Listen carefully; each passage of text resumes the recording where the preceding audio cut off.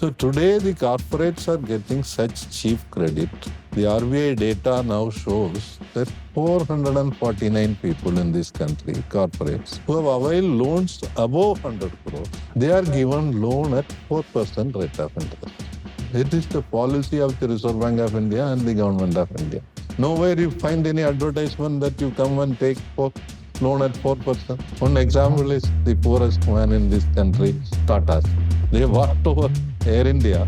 The bank gave a loan of 10,000 crores at 4% rate. The biggest problem I see is that you are taking money from the small depositors at a very cheap rate of interest and giving it at a higher rate of interest to a small borrower, for an education loan borrower, for an MSME borrower, for a farmer. You are giving it 11%, 12%, whereas you are giving it at cheap to corporate borrowers. आज internet सिर्फ आधे अधूरे सच और पूरे झूठ में डूबा हुआ है। किसी के पास गहराई से सोचने का या शांति से सुनने का वक्त ही नहीं है। हम एक ऐसा शांत कोना बनाने की कोशिश कर रहे हैं। Nope, not your ordinary podcast for entertainment. Nope. So, sir, you've spent around 4 decades in banking. I want to start with the question on the public sector banks. We hear about them either in jokes or with bad news. Why is that? The public sector banks, their goals have been changed after 1991 with the introduction of the LPG, liberalization, privatization, globalization policy. 3 major issues. The main is the staff shortage. Business is growing up so fast, but staff are not increased. In between 10 years, there was a ban on recruitment. After that, we had to go on a agitation demanding recruitment. Now, just to quote one small statistics, the biggest bank, State Bank of India, where I work, per employee customers is 2,190. So average one employee is catering to 2,119. Whereas in case of the HDFC Bank, a private sector bank, which is a competitor to SBI, it is just 359. So SBI staff is catering to almost 6 times the number of customers than the private sector bank. So naturally, the people will be unhappy, service will be poor.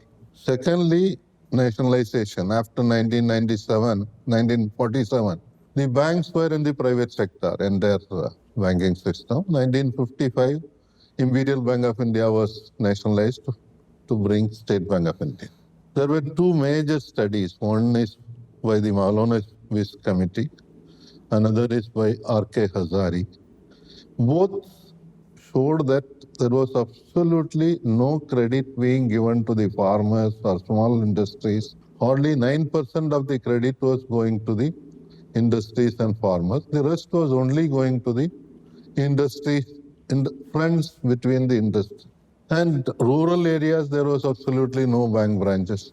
That is how Mrs. Indira Gandhi on 19 July 1969 brought nationalization. The objective of nationalization was not to make profit. It was to give service to the common man, to reach banking services across the country, especially to the rural and semi-urban areas, to improve the credit deposit ratio, especially in the so-called Bimaru states, Bihar, Madhya Pradesh, Uttar Pradesh, where there was hardly any credit given, to improve the number of branches and bring certain professionalism. So initially 14 banks were nationalized in 1969 and another 6 in 1980. After that, the entire scenario changed. If you just compare 1970 and 1991, the rural branches in 1991 became 58% of the branches. Credit deposit ratio increased a lot. Common man was able to get credit. In 1971 itself, 95% of the loans were given to small borrowers less than 10,000 rupees. 1991, it was 95% again. But then orientation changed with the recommendations of one committee after the IMF World Bank loan. there was a committee called Narasimham Committee, which recommended that banking is a business, it should be for profit. Why you give priority sector lending, you give small loans at such cheap rates, it should be for profit. So reorient the banking. Slowly things started changing. One important statistics between 1941 and 1991, after the nationalization especially, the income gap went down. The rich 1% who were holding 21% of the wealth in the country, it came down to 6%. And the bottom 51% went up. But subsequently after 1991, if now we are saying that 1% of the population is keeping the more than 50% of the wealth of the country. Here the banks have played a very important role. 74% of the GDP of the country is from bank deposits. Almost the same in the case of bank credit. So India is a bank-based economy. The orientation changed and we started giving more loans to corporates, big industries, infrastructure.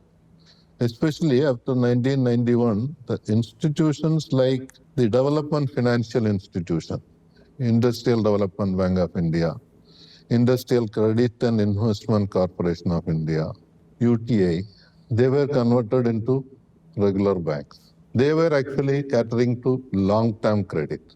So the long-term credit was forced on the public sector banks, who did not really have that expertise at that point of time. So naturally, the non-performing assets also increased. People are unhappy that public sector banks are not supporting them. It is mainly because of the policies of the government, especially in the last 10 years. After this government came to power in 2014, in January 2015 itself, they had a meeting called Gyan Sangam at Pune, where all the public sector bank managing directors were invited, Prime Minister attended, Finance Minister attended, and they were told what is to be done by the private sector banks, leaders from the MDs of the private sector banks. The private sector banks were not present there in the meeting. No. It was just the public sector banks. Only the public sector banks. They were tutored what is to be done. So they slowly started changing. See, after nationalization, there was a lead bank scheme under which every district was allotted to a public sector bank. They had to prepare a 5-year credit plan, annual credit plan. 1982, National Bank for Agriculture and Rural Development, NABARD came. They were asked to prepare a potential linked credit plan for agriculture and rural credit. That was again made into annual credit plan. So there was an approach to develop a district as a whole. Then service area approach was given. Each bank branch was allotted certain villages that where they have to look after the development. This all got changed.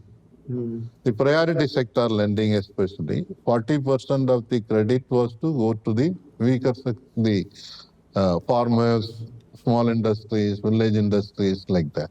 But this government diluted one by one. A bank can give 100 crore loan for a food processing or even a water processing plant, and that is considered as a priority sector credit. A small industry with 250 crores turnover, that is also considered as a priority sector. So naturally what happens, the small credit goes down and you correlate it with the staff. I had been branch manager in 3 branches. When I was in Nagaland, we used to go to villages, request people to come and open account. They will bring cash in a bamboo box, bamboo filled with currency. They don't even know to count. They will just put it, you count and take it, open an account. Today, a branch where I worked in Nagaland called Sansanyo, that has been closed down saying that it is not profit-making branch. Profit was not the motive that time. Because of this change in the policy, things have changed. And as I told you, 3 branches when I was branch manager. The first time, I had 4 field officers. So I used to send the field officers to the entire market find out who are all having account here, who are all getting loans from here, otherwise from where they are getting. So there was a big vegetable market. Morning, women will come with just an empty box, Palmyra leaves box. There will be a Mahajan standing there. They will take 500 rupees loan from him. He will give only 450 rupees, but it will be treated as 500. They will buy some vegetable from bulk sellers. They will sit down and keep selling. Evening, they will pay back 500 rupees. See the rate of interest. 10% a day. Yes. So then what we did is, to all of them, I told the field officers, we give them 5,000 rupees credit. Let them get out of these money lenders. It made a tremendous change. All shopkeepers around, we could give loans. Farmers, we could. But then, after 2 years, the field officers were reduced to 2. Then it was reduced to 1. So when I was given a target that you have to achieve 100 crore loan target, instead of giving to 1,000 people, I give to 100 people, 1 crore each. My target is filled. So this is how the banking changed. So today the corporates are getting such cheap credit. Very unfortunate.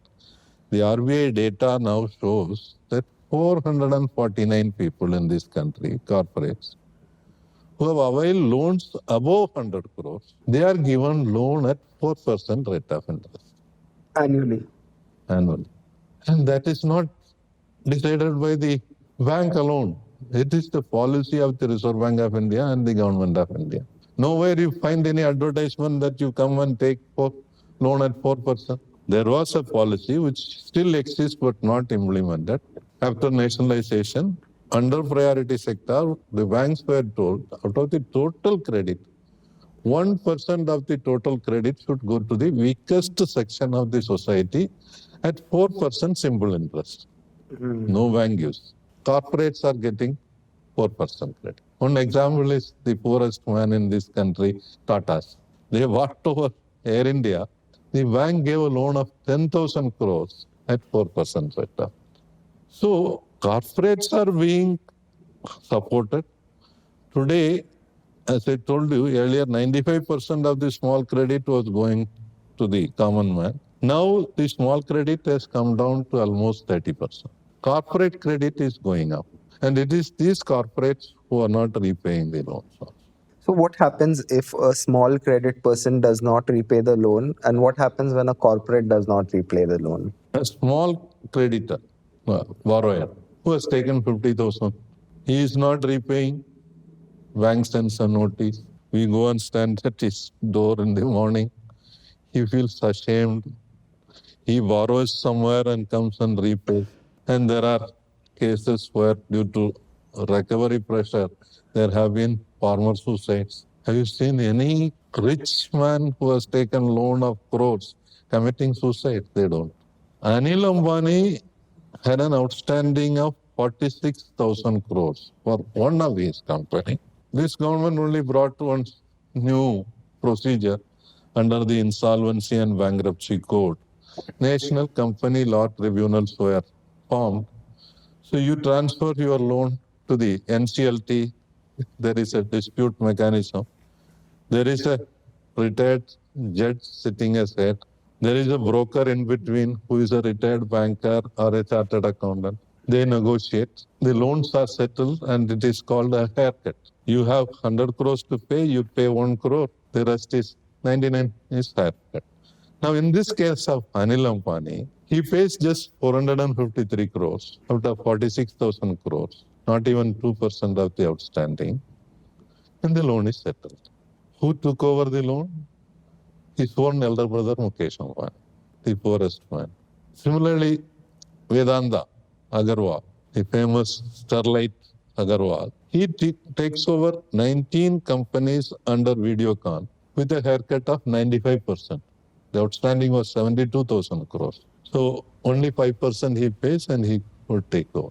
This is the kind of settlements taking place in the case of corporate borrowers. But for a small borrower, one, his rate of interest is high. Secondly, if he does not pay, the bank puts pressure. And they started a new formula. You sell your loans to the asset reconstruction company. It happened in Madurai in Tamil Nadu. Education loan for a physically challenged boy was given at 11% rate of interest. He could not repay because he did not get a job immediately. The bank sold the loan to Reliance Asset Reconstruction Company. Reliance is one of the biggest borrowers. The Reliance pays only 15% of the loan outstanding to the bank. Then they sent their goons to recover. Those fellows went and ill-treated this young boy and he committed suicide. So, in case of a small borrower, actually, if small borrowers, they default also. 100 borrowers default also, the amount will be small.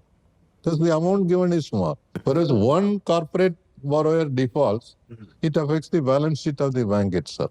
Now, what is happening is that you give loan, they don't repay, you call it a non-performing asset, you have a compromise proposal, either to an asset reconstruction company or direct compromise, or go to the NCLT, it's written off.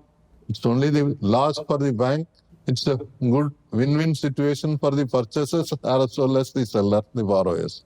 So, from what I understand, is that if someone does not repay the loan, the bank can sell that loan at whatever percent they think is correct. And this person who they sell it to, they have the right to recover the loan amount and the interest also. Yes. They keep festering till the amount is paid. The parents are troubled. Then you again have this civil. Once you default, your score for borrowing goes down. You can never get another loan from any other bank. This government claims that we have given 51 crore people mudra loans. 50,000, 5 lakh, maximum is 10 lakhs. Now they have increased it to 20 lakhs. These 51 crore people, one, the statistic is bogus. As per the population census, the last census, the number of households in this country are 18 crores. See, now it has gone up probably to 25 crores. Out of that, if 51 crore people have taken loan, so every house there would have been 2 loans. And everywhere you walk around, you will find small enterprises flourishing. Do we see that? We don't. Those people, quite a number of youngsters might have got that loan and they don't repay because the ruling party people go and tell them, ये तो मोदी जी दे रहा है, इसका वापस देने का जरूरत नहीं है. You don't have to repay. So the repayment is not coming. Banks have a escape route. There is a credit guarantee scheme. Under that scheme, they can get at least a portion of the outstanding. Normally up to 75% they get. The rest is written off. But this poor borrower who thought he has made some money, his name is included in this CIBIL. He can never get another loan. Even when their children go for loan, this CIBIL score will reflect, oh, your father has an outstanding. These people don't realize. So today, the biggest problem I see is that you are taking money from the small depositors at a very cheap rate of interest and giving it at a higher rate of interest to a small borrower, for an education loan borrower, for an MSME borrower, for a farmer. You are giving it 11%, 12%, whereas you are giving it at cheap to corporate borrowers. For marriage loan, for construction of property, anything. Yes. Housing loan, at least as it is secured by the building itself, that is given at a cheaper rate of interest. The important factor which is not being talked about anywhere is, from where does this bank give loan? Do they have so much of capital to give? They don't. HDFC's capital is some 750 crores only. But their deposit is 21 lakh crores. It is the common man who is depositing money. The RBI data shows that 80% of these deposits are small deposits, called household deposits. At one point of time, we were paying on the savings bank account itself 5% rate of interest. Now it has come down to 2.5, 2%. On fixed deposit, we were giving the interest up to 18%. Today it has come down to 6.5, 6.75. Without this deposit, bank has no money to lend. So you are taking it at such a cheap rate from the small depositors and giving it at a cheap rate to a corporate borrower. And there again, even the same depositor, he wants a housing loan, education loan or MSME loan. He is asked to pay 11%, 12% rate of interest. That is the tragedy. And if all the depositors decide that no, we don't want this money to be kept with your bank because you are not paying good interest, the system will immediately collapse. These banks are not realizing, RBI is not realizing. Slowly things are changing. In the last 50 years, last year we have had the lowest savings growth. Further it will go down. People are now looking for other alternatives. There are local chit fund fellows who offer a higher rate of interest.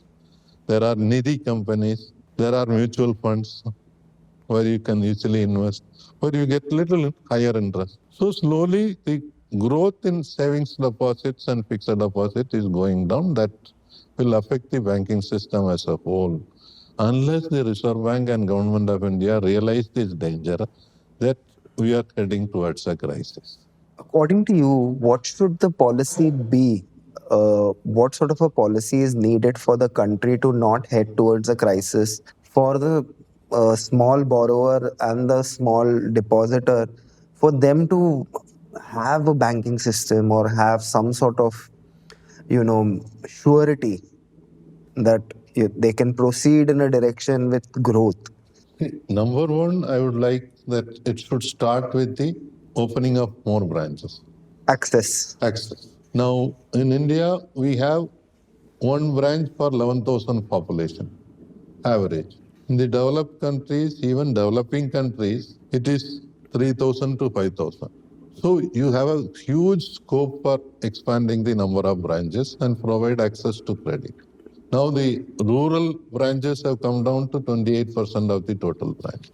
So rural areas, people are not having access to credit and they are forced to go to the business correspondence. They don't have a regular job. They don't come under any reservation policy. They just get an incentive for the turnover and they are working under the corporate correspondent, including Reliance, and they get some portion of the commission paid to them. There are 19.5 lakhs of them in this country. I would suggest that all this, what they now call it a customer service point, convert it into bank branches. Then real access will be there. They can open any account, they can transact, they can borrow. There will be a field officer put so that loan also can be given now, which they cannot give. 10 lakhs is the number of employees, regular employees, 19.5 lakhs is the business correspondent. So branch network has to increase. Number two, the staff strength has to drastically increase. As I told you, public sector banks, how they are understaffed. And public sector banks alone provide reservation. Private sector bank, there are 10 lakh employees. Public sector bank, there are, say, 10 lakhs, 7 lakhs employees. Private sector does not give the reservation policy at all. They don't follow. If the number of branches and staff are increased, naturally the deposits will also start increasing. Provide some attractive interest. When we were paying 5% rate of interest for the savings bank deposit and fixed deposits, even 18%, that time also banks were making profit. They were not running at a loss. So you provide that 5%. On fixed deposit, you provide at least 10% interest. 35% of the fixed deposits are put by senior citizens. They require some income so that they can live on that. Once you do that, the savings rate again goes up. Then you get adequate funds for lending more. And with the increase in number of branches, the small credit will increase. Once again, bring back the same priority sector lending now. Give 1% of loans to the weaker section of the society at 4% rate of interest. To the farmers, you give concessional rate of interest, not to the corporates. For the MSMEs, who are the ones who are creating large employment, give at a cheaper rate of interest. You charge high on the credit card, people don't bother. They will pay 36% also. Today, because banks are not giving these loans to these small borrowers, MSMEs, farmers, where are they going? They are going to the loan sharks, as you mentioned, who are called the non-banking financial companies, microfinance institutions, for whom there is no interest ceiling. Reserve Bank of India 2 years back removed the interest ceiling on loans. They are taking loan from the public sector bank at 10%, 11%, and they are giving at 24%, 30%. There is a study which shows that even at 100% interest rate, loans are given, and there is a coercive method of recovery. Many states now have started bringing in new laws that no coercive recovery should be there. But still that is continuing. Only 4 states have brought that law, but it is still continuing. So the olden day moneylenders who were replaced by nationalized banks, they have come back once again in the name of non-banking financial companies. Another aspect which again is not talked about is that when privatization was proposed by the Narasimham Committee itself, the bank unions, other trade unions, public were against it. So they did not privatize any public sector bank. Instead of that, they used a very dubious method. HDFC, which was a Housing Development and Finance Corporation, only to give loans for housing, to promote housing in the country, to everybody have access to a house. That was converted into a universal bank called HDFC Bank. Today, 55% of the shareholding of HDFC Bank is held by foreigners. So without knowing, the profit is going to the foreigners, and you cannot call it anymore an Indian bank. Secondly, the ICICI, Industrial Credit and Investment Corporation of India, they were converted into a bank. Now, there also 55% of the shareholding is held by the foreigners. IDBI, which was doing a human service for the industrial development, that was converted into an IDBI bank. It went into a crisis. LIC was asked to support that. So LIC bought over 51% of the shares. Somebody from LIC went as managing director of IDBI Bank. They nurtured it. In 2 years, they brought good profit, and now they are making a profit. Last year, it was more than 7,200 crore profit. Now the government is saying that, no, it's enough. Now you sell it to somebody else. And there is only one bidder, Fairfax, from Canada, which has a dubious history in our country itself. They are going to be the single purchaser. So, one question I have, sir, is when you say a bank has to do well, we've established the fact that nationalization of banks was not done for profit, but they were making profit. So, what is the sort of profit they were making which was not enough? Even those days, there was at least 10 to 15% profit. The government, which has a shareholding in the public sector banks, they also want a higher return. So they keep on pushing for higher profit. Like State Bank of India, it has made a profit of almost 1 lakh crores, 97,000 crores, so almost 1 lakh crores. Instead of making so much of profit, even 10,000 crores would have been sufficient for a big bank, and the rest of the money could be invested in increasing the number of branches and increasing the number of staff, and the outreach will increase. So performance should not be judged only on profit. What is their rural credit? What is their small credit? What is their credit for farmers? What is their credit for housing? What is their credit for education loan borrowers? But the current government claims that they have made sure that more people open bank accounts and are entering the banking sector via schemes that they are launching. So, their claim of the Jan Dhan accounts, global record, that highest number of accounts opened in a short period. Again, one important factor is that 97% of the Jan Dhan accounts were opened by public sector banks, only 3% by the private sector. Now, initially, we told that you don't have to have a minimum balance. Even with zero, you can open an account. Subsequently, the banks said that no. For some time, it's all right. Now you will have to have some minimum balance. See, the laws which is made on the corporate credit by written off, that to some extent is compensated by service charges. Banks started charging minimum balance charges. In 2023 alone, 21,000 crores were collected as minimum balance charge. Then ATM we gave free, ATM card.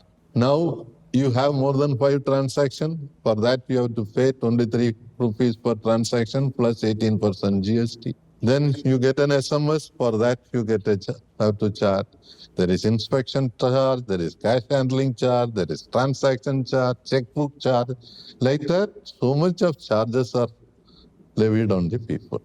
Banks, when they are making profit, that profit should be reinvested. That is the purpose of a public sector bank. So if they reinvest by opening more branches and more staff, the outreach will increase. See, the difference between a corporate credit, big credit and a small credit is, a small borrower, he gets 1 lakh loan. He will immediately invest it in something. So there is a rotation of money. A big borrower who takes, he will not be immediately investing it. So there is no multiplier effect in the economy, which is possible in a smaller credit, especially to farmers and MSMEs. So the total orientation of the banking sector should change. Now you are trying to cater to a minuscule minority by giving large corporate loans. Instead of that, the focus should shift to the majority in the country, the common man. The income inequality is increasing. The banks can bring down the income inequality by providing adequate credit. And the adequate credit means that the NABARD is there, SIDBI is there. They are bringing out formulas on how to give an adequate loan. For example, those days when I was a field officer, when we were giving a loan for purchase of cow, we were told that you should give minimum 2 cows. The first cow you give, which is a milking animal with a calf.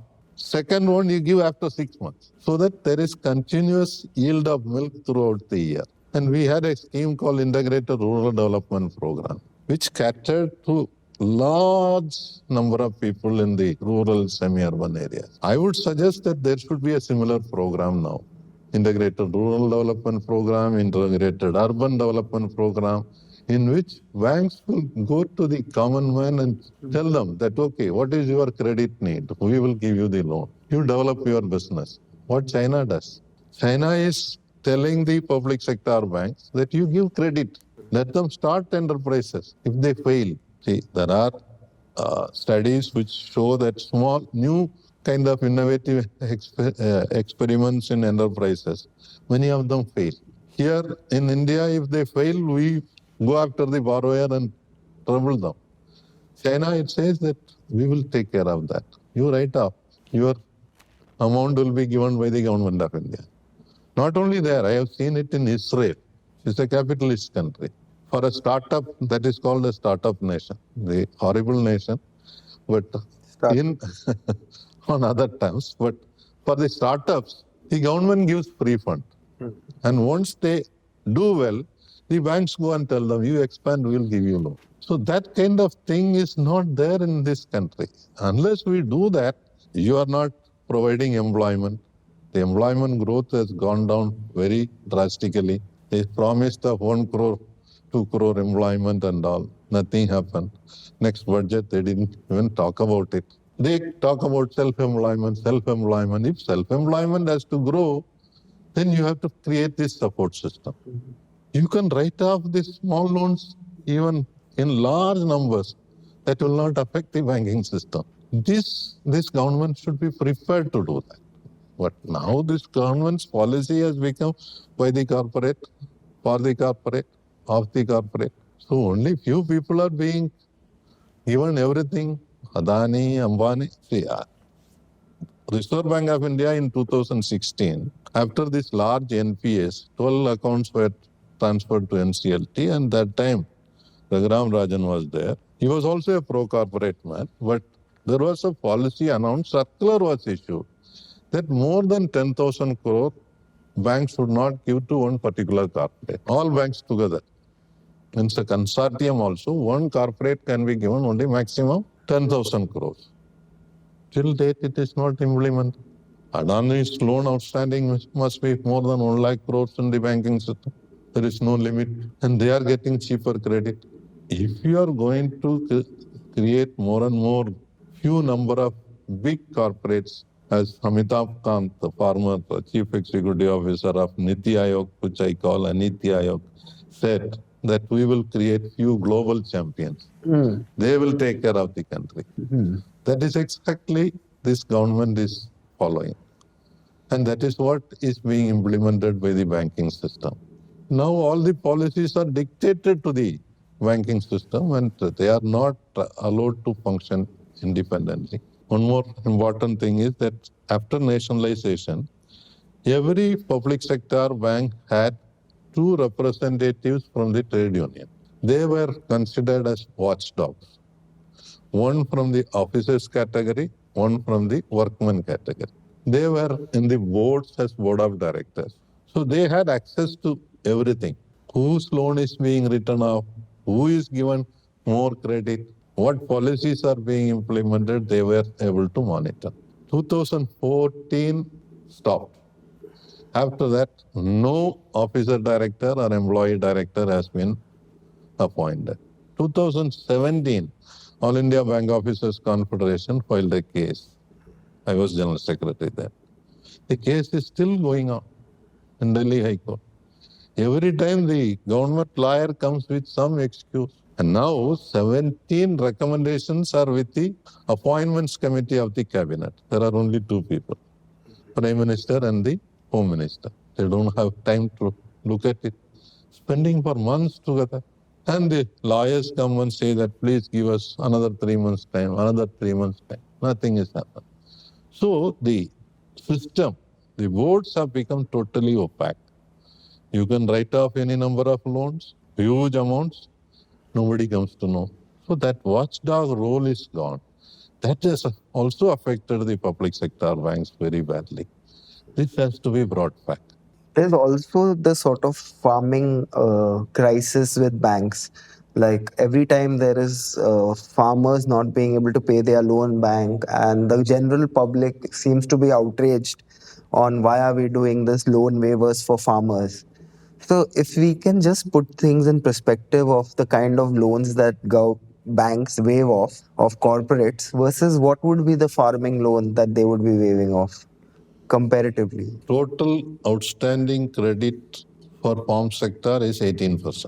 Now, as I told, norms have been changed. One is mango farm, thousands of acres. That is also considered as an agriculture loan. A paddy field fellow gets just 1 lakh loan. That is also agriculture loan. Earlier, there was a norm that at least 14% of these loans should go for direct credit, actual agriculture. The rest can be indirect, like food processing and other things. But this government removed that. So even if you are doing something called agriculture, which is not really agriculture, that is also under this 18%. So if we really look at small loans, let's say less than 2 lakhs, that will be hardly 5 to 6% of the total credit in the banking sector. So even if you write off that, nothing happens. There was a write-off done by the UPA government once. It did not affect the banking system. Of course, the government reimburse the amount. Government can, because if farm credit goes up, the employment, even now, 55% of the working population is dependent on agriculture and allied activities. So you are creating an employment. You are uplifting the lifestyle of the people. You are uplifting people from the poverty. For that, if you write off a little bit, what is happening? Nothing will happen. The last 10 years, as per their own report given to the parliament itself, 16.5 lakh crores have been written off. And out of that, 83% is to the corporates. So if you write off the small loans alone, less than 2 lakhs, it's not going to affect the banking system at all. So the demand for writing off farmers' loan for one is good. It should be implemented. So practically today what is happening is that the farmer is not getting a new credit, but agriculture credit is going up. Every budget, the finance minister gives a target. The Kisan credit card limit, that should be increased. So if she says that, okay, this year, 11% increase, what banks are doing? If somebody has already taken a loan of 1 lakh, give another 10,000 in his account by increasing the limit. He has to pay that 10% interest. So already the outstanding is 1,10,000. So only limit is changed. He is not getting single rupee in his hand. Only in the books of account the loan is Limit is going going up. up. So once you write off and then you start giving fresh credit, then only actual impact will be visible. Another thing I wanted to ask you is that there is a lot of people who cannot get loans to start like the smallest business or buy a bike or have some way of transporting themselves from A to B. Because currently, if you even get a small job, you'll still need transport, and that facility of internal transport is not built in India. So, what is it that the government can do or the banking sector can do to create more vehicle ownership? Before this liberalization, two-wheeler loan, four-wheeler loan was very common in the public sector banks. Now the amount is less. So as I told you, instead of giving 1,000 people 10 lakh loan, you give 1 crore, it becomes easy due to shortage of staff. So practically, the vehicle loans, especially two-wheeler loans, in the banking system has disappeared. You ask anybody, they will say, I got it from Bajaj Finance, SRM Finance, Cholamandalam Finance, Muthoot Finance. And these are all non-banking financial companies. They get loan from the public sector banks and they are charging higher rate of interest and giving this two-wheeler. In fact, there are studies which are saying that high-end cars are being purchased more and two-wheeler purchase has gone down. You want it, then you have to go higher rate of interest and go to this non-banking financial. I'll just tell you one practical example. After this Wayanad disaster, I was there for a study and I said that instead of asking for moratorium on loan, you ask for waiver of the loan because you have lost your assets. So there, then they did a study. There were 95 people affected who were owning this four-wheelers. It's a hill area, so you transport tourists for going around in this jeeps. Not a single person had got a loan from a public sector or private sector. Almost all from Bajaj Finance and SRM Finance. Government policies don't apply to them. They don't apply to them. And what this government do, even the Kerala Bank, the Chief Minister announced that whatever loans are given in that area, we are writing up. Public sector banks were told not to. And now the government has amended the Disaster Management Act, which has a provision that in case of disasters, the loan can be written off. So they have amended, it is under the proposal. They are amending the act so that even for disaster, banks should not be allowed to write off. So this is the tragedy of the policy in this country. If you give two-wheeler loan, you see, where is this employment they are talking about? Swiggy, Zomato, all these people, young boys, engineering graduates, running two-wheeler. And for that, if they have to go to Bajaj Finance and others, instead of that, if they get a 10% rate of interest from the public sector banks, it will be a great help to them. So basically, another question that I had was, what are the rights of an individual against companies like Bajaj Finance or other companies that are not banking but they are giving and issuing loans? If you are unable to repay the loan, what can you do? There is no way you can save yourself.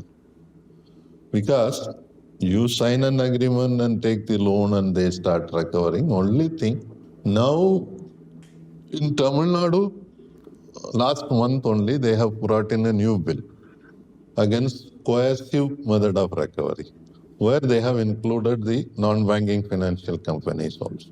Karnataka brought a bill. They excluded non-banking financial companies. They are saying that they are controlled by the Reserve Bank. But Tamil Nadu bill had a change, including non-banking financial companies, microfinance institutions, money lenders. If they use coercive method of lending, they can be sent to jail for 3 years. Due to this coercive method of lending, somebody commits a suicide, that company will be held responsible and the director in the company will be penalized. Act has been brought in, but that is not there in the entire country. We require such kind of a law also to protect the small borrowers.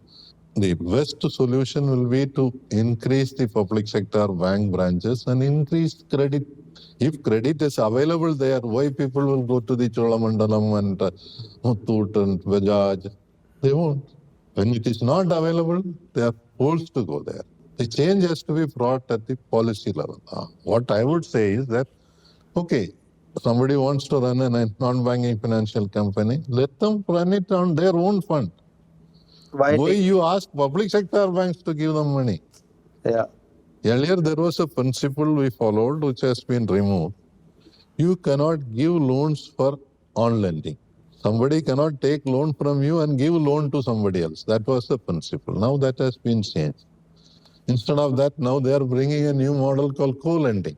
For example, Adani Capital, the biggest borrower in the company, he starts a company called Adani Capital. They get into it's a non-banking financial company.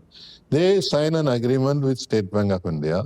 State Bank of India will give the loan, but Adani's people will identify the borrower. They will take the photograph, follow the KYC norms, fill up the loan application, everything. But money will go from the State Bank of India. This money may come back, may not come back. Even if the borrower pays, whether Adani's people will pay back to the government, so the government bank, we don't know. It's a very wrong practice this government has brought in. And if we continue this practice, where will the banking sector be 10 years from now? It will collapse. And what does that collapse look like? See, we have seen the 2008 US financial crisis. They were encouraging private sector, and they were giving large loans like this. There are also these non-banking financial companies where they're giving large amounts for housing. But when the crisis came, they collapsed. They had to be saved by the US Treasury. Some of them were allowed to die. Fannie Mae, Freddie Mac, like that, big companies were allowed to collapse. But others were saved by providing money from the US Treasury. Here also, this government is saving the private banks. You know about the Yes Bank. It was on the verge of collapse. Overnight, it was taken over by State Bank of India.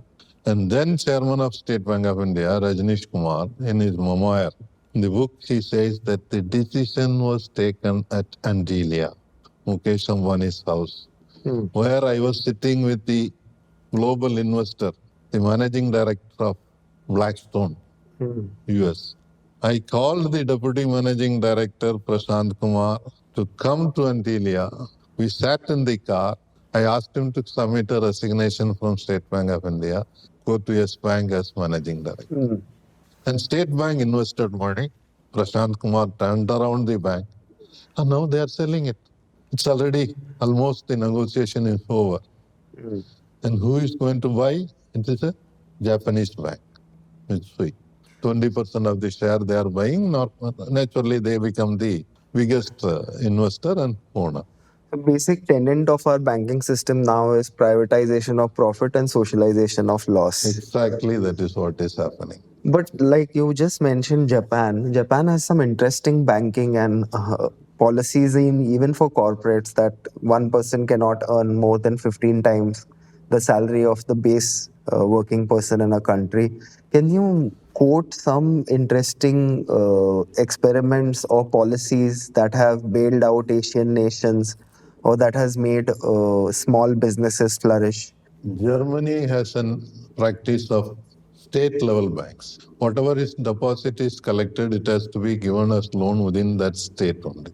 And that is given at a cheaper rate of interest. Japan's system is very difficult for any other country to adopt because they are charging in service charge for keeping your deposit. They don't pay interest because their people have money which they are keeping for safe custody.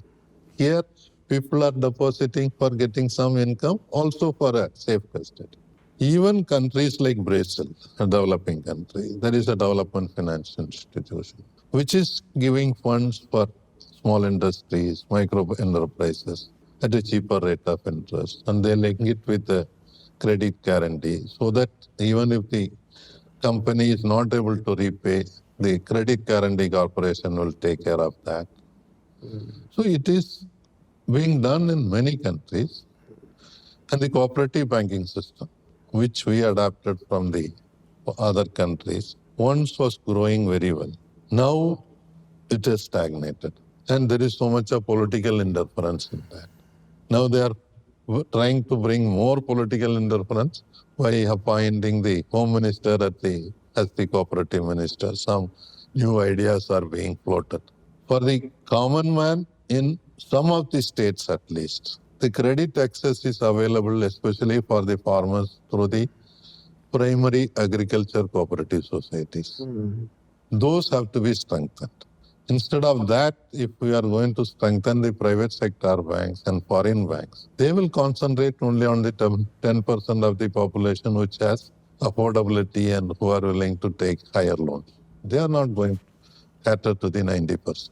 So I would suggest that we look at the experiments. Even in Sri Lanka, the cooperative system is doing well. Look at Kerala. Kerala has a Kerala bank. They brought all the cooperative banks under one banner called Kerala Bank because public sector and private sector banks were not giving adequate credit there. The credit deposit ratio was down. The credit deposit ratio means you take 100 rupees as a deposit, you give at least 95 rupee out of that within that state as loan. Tamil Nadu, the credit ratio is, the deposit ratio is 107. So we get money from other states also to lend because here the state is growing, enterprises are growing, banks are willing to give more.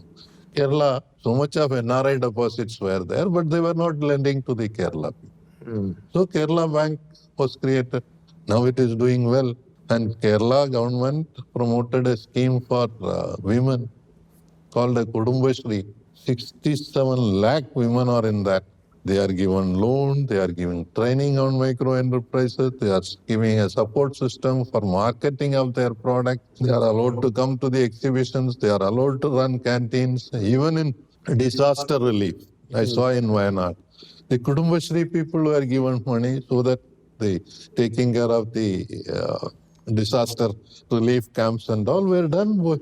So if there is a government which is willing to help the people, their own citizens who are poor, there are many models available. My last question to you is that we started this episode and we discussed that there is one banking person for 2,100 people in the public sector and there's one banking person for 350 people in the private sector. At the same time, the way to acquire a banking license or the way to form a bank, those doors are shut. Nobody can acquire a banking license. While we are saying that we need more banks, more branches, more officers, credit to small players, small industries, why are we shutting down on giving people banking license? What is the government scared of?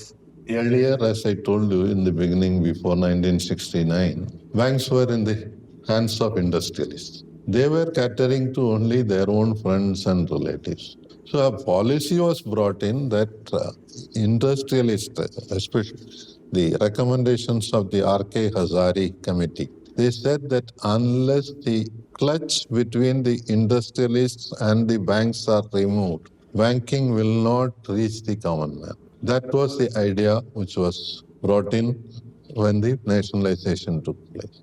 If you allow private banks to flourish by giving licenses, what is the guarantee that they will not take away the depositors' money and run away? We have seen it, number of cases here in Tamil Nadu, Bank of Tanjavur Limited. It was collapsing. State Bank had to take over. Bank of Cochin in Kerala, it was collapsing. State Bank of India had to take over. When they started giving license for private sector, the private sector banks which started, for example, Global Trust Bank, for some time it was promoted as a very big bank doing so much of service. They were not following the norms. So the bank was collapsing. So Oriental Bank of Commerce was asked to take over. And now I told you about the Yes Bank.